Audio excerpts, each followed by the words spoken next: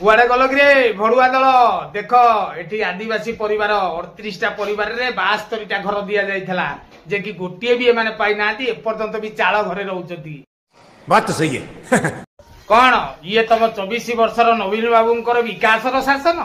अरे बाप रे ये तो धोती खोल रहा है। जदि ओडिशा रे हिसाब हो जते आदिवासी अछंती तुम 24,000 ऊपर घर खाई देइचो। सही पकड़े हैं।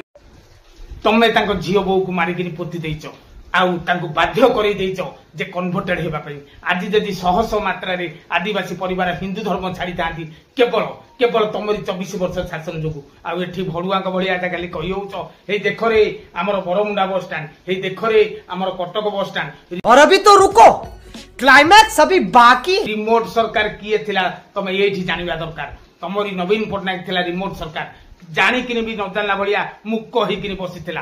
आउ एठी कोन कहउछ हम नवीन पटनायक जिंदाबाद। नवीन पटनायक आमे सबु बेले कहबू नवीन पटनायक मुर्दाबाद कहिचु कहबू आगु भी कहबू।